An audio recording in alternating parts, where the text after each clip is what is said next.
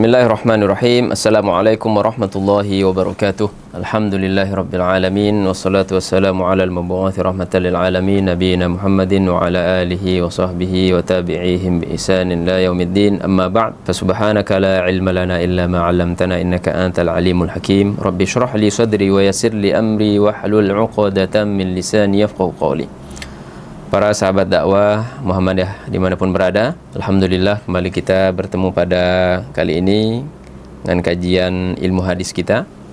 Ya, sebelumnya kita telah membahas mengenai al-hadis al-mauquf. Kita telah membahas pengertian hadis mauquf, berapa contohnya dan berapa hal yang berkaitan dengan hadis mauquf itu, termasuk kita mengenal apa itu sahabat. Pada kali ini kita akan melanjutkan, setelah hadis mauquf ada hadis maqtu'. Jadi kita masih membicarakan tentang klasifikasi hadis dari segi sumbernya. Bersumber dari siapa? Perkataan tersebut, perbuatan tersebut. Kalau dari Nabi marfu', dari sahabat perkataan dan perbuatan mauquf. Nah, dari tabi'i. Jadi hadis maqtu' itu sebelumnya secara bahasa itu kan maqtu' yang dari qata'a yaqta'u, artinya memotong. Jadi yang dipotong. Dan ini tentunya berbeda dengan istilah lain yang disebut dengan munqati'. Jadi kalau bedakan antara hadis maqtu' dengan hadis munqati'. Munqati' itu kalau kita pernah dengar, maksudnya adalah hadis yang terputus sanadnya, sehingga statusnya itu dhaif, ya, tidak bisa diamalkan. Nah, itu secara bahasa tadi itu maqtu'. Kemudian secara terminologinya adalah hadis yang mana disandarkan atau bersumber dari tabi'i.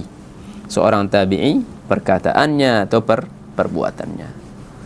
Jadi hanya dua hal ini. Ketika berasal dari seorang tabi'i, maka menjadilah hadis maqtu'. Namanya hadis maqtu'. Apa sih tabi'i itu? Tabi'i itu adalah generasi yang hidup setelah generasi sahabat. Ya. Mereka beriman dengan Nabi dan wafat dalam keadaan beriman, maka dia adalah seorang tabi'i. Ya. Mereka adalah seorang tabi'i, muridnya para sahabat.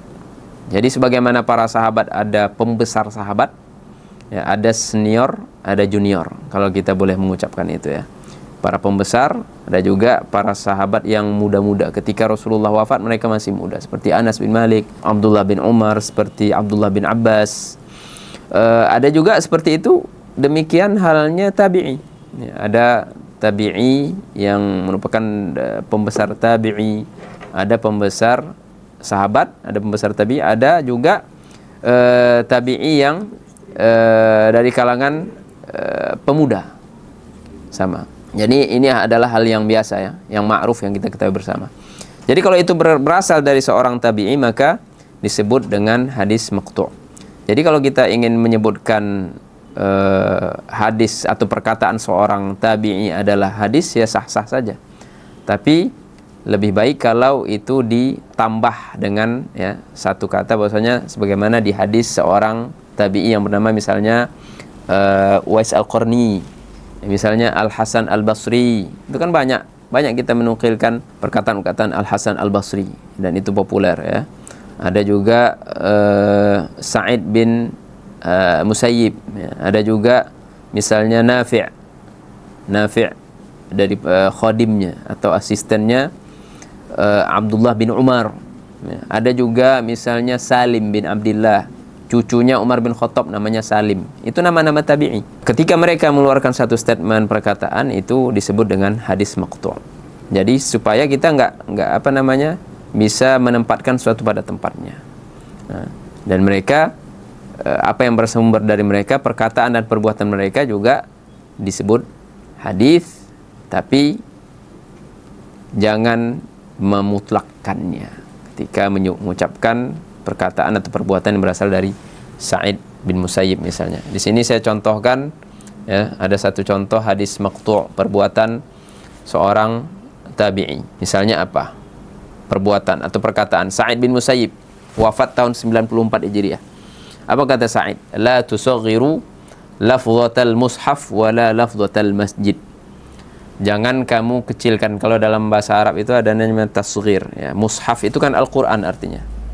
Jangan dikecilkan, musayhif. Ya, sehingga kesannya itu seperti menghinakan mushaf. Dan jangan juga masjid, jadi musayjid katanya. Ya udah masjid, bilang aja masjid katanya. Kalau menyebutkan mushaf, sebutkan mushaf. Ini agaknya dulu konteks mereka di zaman mereka itu sering atau banyak ditemui orang yang mengucapkan kata-kata itu, ya, musayhif, musayjid, ya, mengecilkan masjid, ya. Cenderung terkesan mereka menghina mushaf Al-Quran, sehingga keluarlah statement atau pernyataan-pernyataan seperti itu dari seorang Sa'id bin Musayyib, yang mana seorang tabi'i yang wafat pada tahun 94 Hijriyah, ya. Wala lafzatal masjid maka lillahi ta'ala fahuwa azimun hasanun jalil. Kenapa enggak boleh dikecilkan? Karena apa-apa yang merupakan milik Allah kan Al-Quran, mushaf, itu kan dihimpunkannya ayat-ayat Al-Quran, itu kan kalamnya Allah. Maka disandarkan itu berkaitan dengan Allah, berhubungan dengan Allah. Apa-apa yang berhubungan dengan Allah itu semuanya azim, besar, agung. Jadi jangan dikecil-kecilkan. Begitu juga masjid. Masjid itu kan Baitullah, rumahnya Allah Subhanahu wa taala. Nah, itu misal pertama. Itu perkataannya seorang Sa'id bin Musayyib, ya.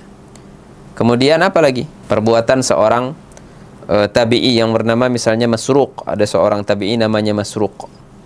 Apa diceritakan oleh muridnya? Masruq itu pernah yurkhis sitra. Jadi dia fokus ibadah. Dia membatasi dirinya, antara dirinya dengan keluarganya. Ngapain?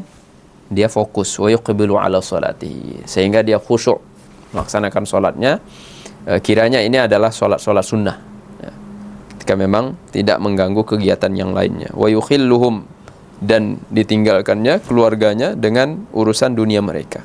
Ketika para keluarganya sibuk dengan urusan dunianya, dia sibuk dengan ibadah. Tapi memang sebenarnya urusan dunia itu ketika kita melihat dengan kasat mata kita duniawi, tapi bisa berubah menjadi ibadah. Ketika seorang sibuk dengan dagangannya, ya, dan dia niatkan dengan profesinya di pasar, duduk dari pagi hari sampai sore hari, itu bisa merupakan suatu ibadah yang dinilai di sisi Allah Subhanahu wa taala, karena itu bisa menjadi sumber, ya, ketika dia mendapatkan rezeki dari Allah. Itu yang disebut dengan fadlullah, karunia Allah Subhanahu wa taala, ya. Sehingga dengan mudah dia melaksanakan kewajibannya, menafkahi orang-orang yang wajib dia nafkahin. Tapi ini riwayat itulah yang sampai kepada kita, riwayat ketika menceritakan bagaimana seorang Masruq, sahabat dari seorang sahabat, ya. Sahabat itu terkadang maknanya juga murid, ya, murid dari seorang atau beberapa orang sahabat disebut dengan tabi'i, sebagaimana diriwayatkan di dalam kitab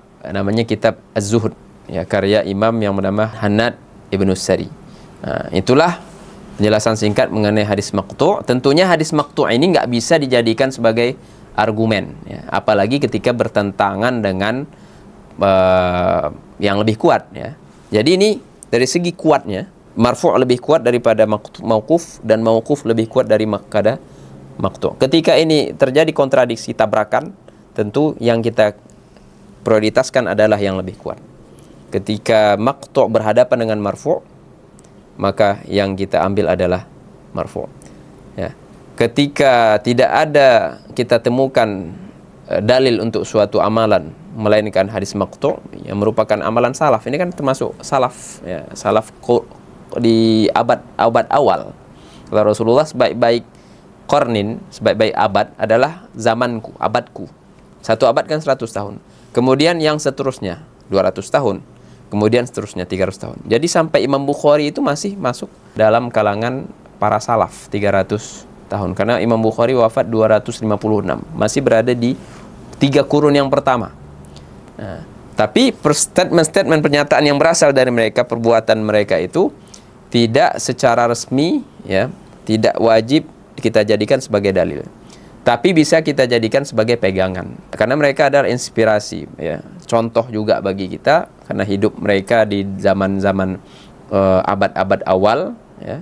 Mereka lebih dekat daripada Nabi Muhammad, ya, SAW. Ketika itu memang bisa kita pakai pada kehidupan kita hari ini, sehari-hari, ya, kenapa tidak? Wallahu a'lam, semoga bermanfaat. Wa sallallahu wasallam ala nabiyina Muhammad wa ala alihi wa sahbihi ajma'in walhamdulillahi rabbil alamin. Wassalamualaikum warahmatullahi wabarakatuh.